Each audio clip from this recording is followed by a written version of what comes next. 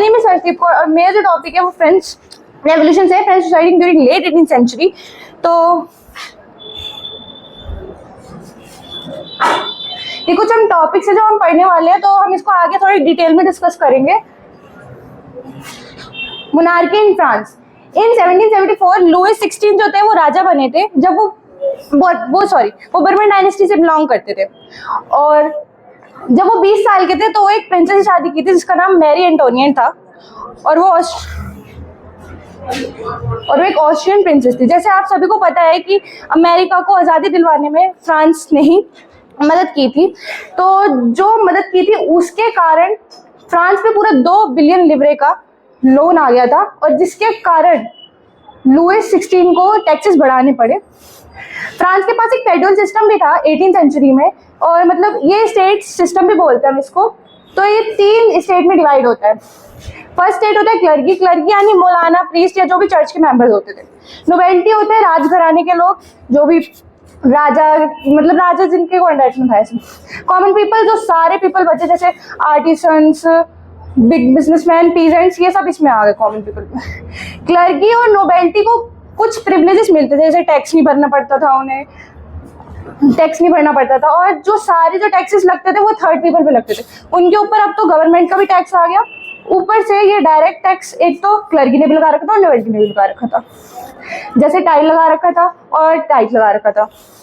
Struggle to survive, अब इसके कारण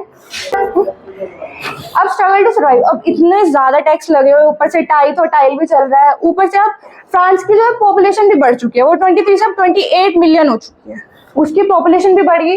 अब क्या हुआ,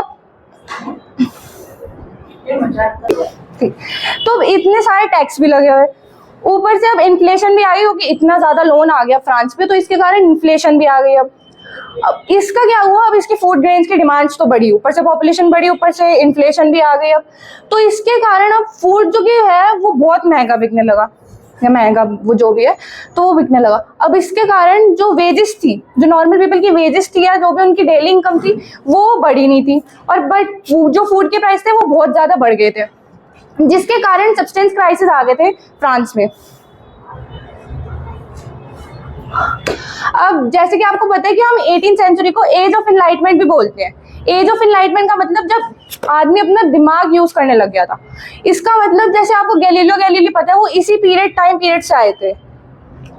तो अब इसके कारण जैसे आपको पता है जॉन लोकी जो थे वो एक इंग्लिश फिलोसोफर थे, वो फ्रेंच फिलोसोफर नहीं थे। अब जो फिलोसोफर फ्रेंच से जो बिलोंग करते थे फ्रांस से, अब वो उनके आइडियाज सुन रहे थे कि ऐसा होता है ऐसा होता है। अब वो भी जैसे जीन जैकस राउस भी बाहर आए थे, उन्होंने ये बोला कि हॉरिजॉन्टल पावर शेयरिंग होनी चाहिए, और जिसके कारण अब ये जो है ये सारे रेडियो पे भी चलाने लग गए। अब ये रेडियो पे चल रहे हैं तो जो लोग इलिटरेट हैं वो सुन पा रहे हैं कि क्या क्या हो रहा है, क्या क्या चल रहा है फ्रांस में। अब जिसके कारण कि लुइस 16 ने अब और उन्होंने प्लान किया कि और टैक्सेस लगे उन पे। इसके इन सब रीजंस के कारण कंक्लूजन क्या बना कि इन सब रीजन के कारण जो फ्रेंच रेवोल्यूशन था उसका आउटब्रेक हुआ। फिर उसके टाइम फ्रेंच रेवोल्यूशन के टाइम में बहुत सारी स्टेजेस थी, जैसे रीजन ऑफ टेरर, बहुत सारी स्टेजेस थी। अब उसके बाद फ्रांस थोड़े दिन के लिए, क्या मतलब थोड़े साल के लिए डेमोक्रेटिक बन गया था, पर 1804 में नेपोलियन ने एक न्यू किंग बन गए और 1815 में वो डिफीटेड कर गए।